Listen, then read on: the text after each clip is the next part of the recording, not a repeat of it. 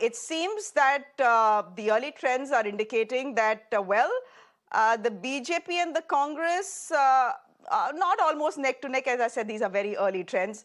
We'll just have to wait for another hour or two for the picture to be entirely clear. But the BJP at 72, the Congress at 66, the JDS at 7. Very, very early trends coming in this morning. Manu, would you want to come in here? I mean, I wouldn't go by these numbers, at least not for the moment, given the fact that this is probably just postal, postal ballots that are being opened, and these are early trends that are coming in from there. But is it an indication of what might follow? Yeah, it's a very small indication because usually the postal ballots are counted first, and in Karnataka around 4 lakh ballots will be counted.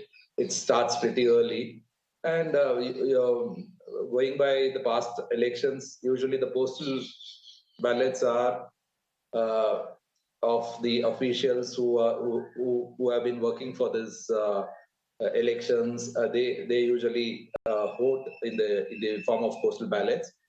So usually the officials, the theory is they may go against against or in favor of the ruling party. So majority of the votes will be in favor of the ruling party. That's the norm we have seen in the past elections. So going by this trend, it's actually BJP is leading in that in a minimum, in a small way, in a small margin. So I think it's an indicator also, but it is definitely not. It's too early to say anything now. Shreya. It's too early to say anything now, Manu, and you're absolutely right. And that's exactly what I'll urge our viewers as well. Look at the numbers, because these numbers on your screens, at the bottom of your screens, will change very quickly and very rapidly. These are postal ballots that are being counted, about 4 lakh plus in Karnataka. Usually government officials, people who are involved with the election, etc., etc. So it's not unusual, says Manu, for the ruling party to be leading in the postal ballots. Right now, 77 and 72. Possibly a truer picture of what the exit polls are predicting. There are around 5 crore voters, in fact, more than 5 crore voters in Karnataka. So the real trends, as I said, even early trends, the real trends will be clear only by 9:30. And I think, Manu, would you say by 11, we will know which way this election is going? Yeah, by 11, it will be, we'll get at least a clear indicator which party is heading. Unless it's too close, if say BJP is 70 and Congress is 68, still we can't decide on 11. But at least by 11, we'll know which party. If it's a drastic difference between the two, then we can clearly say and we'll know the trends by then. Yeah. We've heard from Manu, we've heard from two people this morning, and Neha continues to be with us as well. Neha, you are outside Mr. Siddaramaia's residence, but Manu, we've not heard from him today, and we'll go to Neha in just a bit as soon as she's patched through. But we've heard from Mr. H.D. Kumaraswamy, and we've heard from Mr. H.D. Kumaraswamy, and we've heard from Mr. Bommai. And both are hoping that they are the next chief ministers of Karnataka. Mr. H.D. Kumaraswamy right now would be praying like hell that this is a hung assembly and he can step in and take over, give support, etc., become the chief minister and then play it out. Mr. Bommai, of course, there has been a temple run. There are some butterflies, as it were, and jitters as far as the BJP is concerned, because there is only one exit poll, Manu, that has given them a clear lead in this election. 7, as I said, have said that this is going to be a hung assembly. With the Congress, I think the matter is sorted who with the BJP, the matter is sorted who becomes the chief minister. But there's going to be a problem. Even if the Congress manages the numbers, manages to go beyond the 113 mark, the magic figure, their problems and their headache and their migraine will only begin after that, isn't it, Manu? Yeah, true. If you see today's press address by both Kumaraswamy and Bommai was not looking great. He was not confident enough, and Kumaraswamy looked very disturbed. The reason behind is, and even Siddaramaiah has not addressed the media. The reason for all three is they are facing a very tough contest in their respective constituency. For instance, Siddaramaiah in Varuna is facing a tough contest, and his first hopes will be to ensure that his victory in the Varuna, so that since he is an CM aspirant, it's important for him to win that constituency. Similarly, for H.D. Kumaraswamy, he is contesting from Chandpatna. It is also very important if he has to play the role of a king. So now is hoping to become a kingmaker, but to become a king, he has to win from Chandpatna. Basuraj Bommai is also facing a tough contest in Chitgaon, though many have predicted he may win. But Bommai is not looking confident. Maybe the reason is because he has got some internal surveys done, and most of them are not predicting great for Huh. BJP. So maybe or maybe is very tensed what the results are going to be and what his future Yeah. will be. But as you said, Shreya, there is no BJP has never said that the Basuraj Bommai will be made the chief minister in case the BJP gets a majority. So that will be a different question where the decision will be made by the party high command in Delhi. So hopefully Bommai will be expecting that he may be considered if the party wins 120 to 125 seats. Shreya. Okay. But who's the alternative, Manu, then? Before I go to Deepak, who's the alternative then?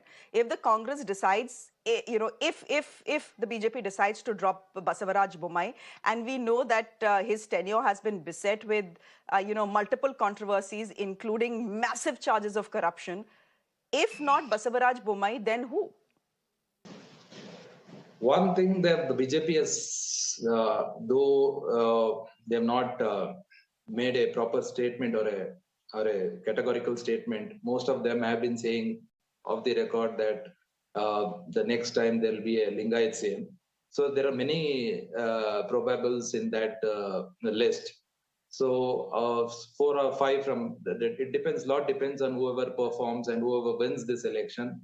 They will shortlist 4 or 5 candidates and then take a call. For instance, there are several Lingayat candidates like Basangoda Patil Etnal, Harvind Bellar, among others, Nirani.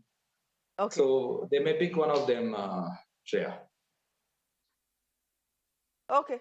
Okay. But Mr. Bommai himself is a Lingayat. So could he continue? Well, he could. Manu, do stay on with us. Let me go across to Deepak Bopanna, who is joining us from outside Mallikarjun Kharge's residence. Deepak, just some very, very early trends coming in right now as we speak. Again, these are postal ballots. The BJP at 94, the Congress at 83, and the JDS at 12. Not really an indicator to which way this election will ultimately pan out. I think we'll be clearer in another 45 to 50 minutes as to which way this election is going.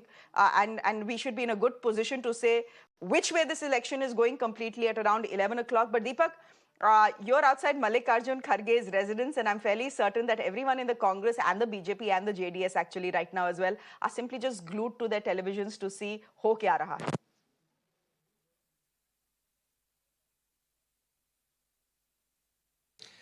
Absolutely. They would have woken up this morning. In fact, right now I'm outside DK Shivkumar's house, and Mallikarjun Kharge's house is just 2 lanes away from here, Shreya. And we were hoping that he, does his usual routine, comes out on a walk, but today decided that he'll actually use a treadmill at home and not come out. And of course, understands that there's a lot of, media waiting outside. And more importantly, of course, right now they'll wait for the numbers to come in. Like you mentioned, probably by around 11, 12, we will have some sort of a clarity. But, in Karnataka, last time around, while of course it was around 1 o'clock, we saw crackers, sweets being distributed outside Mr. B.S. Yedurappa's residence. The number for the BJP at that point in time looked like it's going to settle down around the 118 mark. By about 3 o'clock, it started to drop to about 110. And by about 5 o'clock, we saw that number getting stuck at 104 and became eventually very difficult for the BJP. Overnight, Mr. Yedurappa had to go to the governor, say that, well, I have the numbers. Then we saw what happened in the Supreme Court. So, well, in Karnataka, rest assured that there is going to be a little bit of drama, whatever happens. The Congress is hoping that they hit 120 at least, because if they don't, they will be jittery about what could happen. Now, as far as Mr. DK Shivkumar is concerned, we've been told he's got up, had his morning cup of coffee. watching news and hopefully Mirror now and getting his updates as to what the numbers look like. By about 12 o'clock, of course, the strategies will begin based on how the numbers are. For the Congress party, of course, Shreya, the troubles don't end with just getting the number. It also, they have to sort out the issue of who's going to be the chief minister, because you already have Mr. D.K. Shivakumar and Mr. Siddaramaiah openly who've thrown in their hat in the ring. We also have Mr. G. Parmeshwar who's done that even yesterday while he spoke to us. So, of course, the drama is not going to end by this evening for the people of Karnataka and all the political buffs. You can rest assured that for the next 1 week, it is going to be hectic parlays, whatever the results happen or come by this evening. All right, Deepak, do stay on with us. I do have to slip into a quick break on the show. The very initial trends seem to suggest, Manu, I'm going to request you to stay on as well. Very initial trends seem to suggest the BJP at 96, the Congress at 90, and the JDS at 13. It's about 30, which means postal ballots are still being counted, after which we will see the ballot boxes being opened. More than 5 crore people in Karnataka have voted. Let's see which way they have. 11 o'clock is when we should know exactly. For the moment, a very quick break.